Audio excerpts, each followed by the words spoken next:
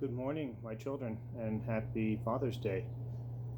This is June 20th, 2021. Wow. So I thought I'd do something a little bit different this year. I recently sat down with my father, your Papu, and learned quite a bit about his professional life. And I sort of sat down and interviewed him so we would know so I would know. I knew a lot of these stories, but I never put them all together. So I'm going to honor, and I'm going to do this one in honor of my father on Father's Day, so that you guys know kind of where you came from. And, I'll throw in some stuff about me, but I think you guys pretty much know what my history is. So, your father was born in 1945, or my father was born in 1945 in New York, and his father, your great grandfather, owned and operated a photo finishing shop in Washington Heights in New York. It was called Select Photo, and your Papu worked there growing up. Almost all the time. When he wasn't in school and having fun, he was there working at Select Photo. According to Papu, this grew pretty large. Had over 40 people working there, which was a pretty big business back in the day.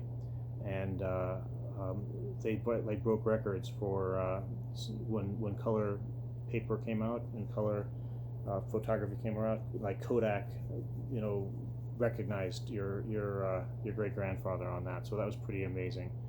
And your Papu was pretty proud about that. But he worked through that. He didn't have the best relationship with his father, and was drafted into the army when he was about, it says here 17, 18 years old. So pretty soon after he would have gone out of high school. He was in Korea from 1954 to 1956. He did not do well in the army, and he told me that he ended up going to an army psychotherapist that helped him realize that his issues with authority had to do with his father. So with that, he was able to be more successful in the army and get honorary discharge.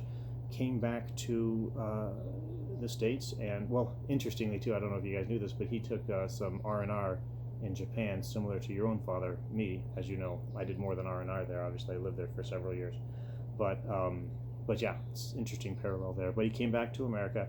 He met your grandmother and courted her over the course of 2 years. Another proud thing that Papu mentioned was that in an entire of 2 years, they only spent 30 days actually together. The rest of the courtship was all letters and phone calls, and phone calls back then were pretty expensive. So pretty interesting that they didn't spend a lot of time together. He would go there on weekends, and again, getting there by air was difficult too. And obviously, she was in Chicago. So, but they got married. They lived in New York for about 2 years. But there was a lot of tension and a lot of conflict between your Papu and your grandma and his father. So he wanted my grandfather wanted Papu to take over the Select Photo business, but he knew that it would not. And also through some good work with what it sounds like a good therapist, they discovered that there was no way that my mom and dad could live successfully together with my grandfather in the same city and doing the same type of thing.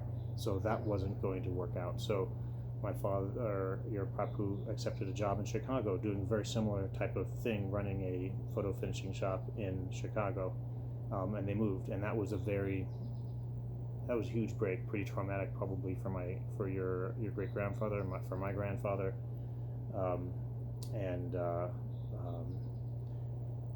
But they had to do it, and they did it. So they lived in Chicago for several years, and he did well there. Papu did, but he did so well they wanted to promote him, but they were apparently ending or closing down the Chicago shop. So the only chance for promotion was to fly out to Chicago. I'm sorry, to California. And so they went to California. They checked it out.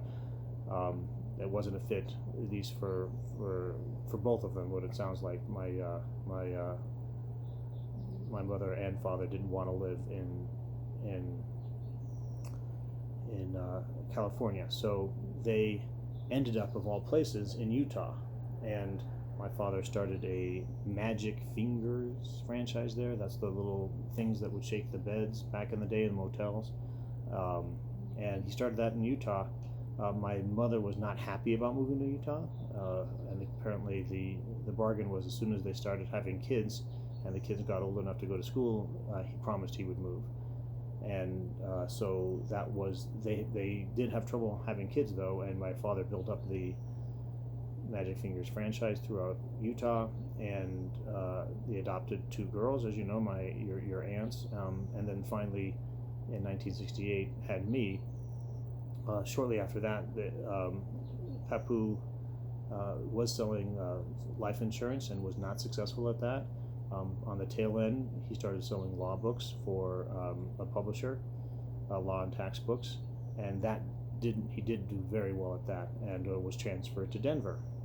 And so that made everybody happy. We moved to Denver in 1970. I was 2 years old, and Papu just did extremely well selling law books all throughout Denver to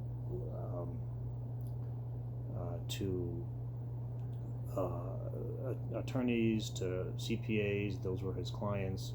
He was in the top 15 of his company, regardless of the fact he had one of the smallest markets.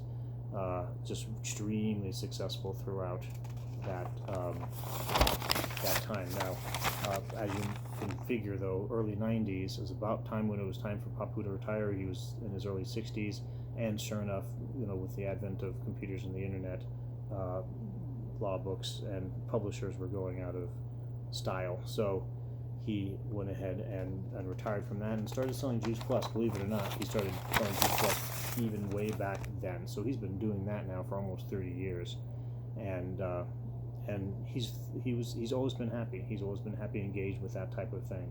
He was proud. He told me he started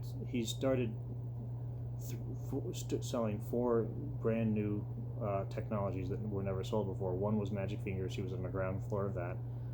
There was a new life insurance product that they introduced. For many years, he did sell the tax books on a CD-ROM, and that was new back in the day. And Juice Plus was a new technology. So he's very, very, very proud of the fact that he was very innovative in his sales career. And I'm sorry, he wasn't in the top 15%. I'm seeing my notes here. He's in the top 10% of his company a year in, year out. So just very, very successful at whatever he did. So I'm going to wrap it up there. I've talked longer than I usually do. It looks like I'm coming up on 8 minutes, but just know where you came from, and know that you all have each of you have your path, and it doesn't have to unfold right away. It will unfold as your life goes on, as it has with me. And just always know you have the love and support of not only me, but your Papu and your mother and your grandmother and your entire family. We love you, and happy Father's Day.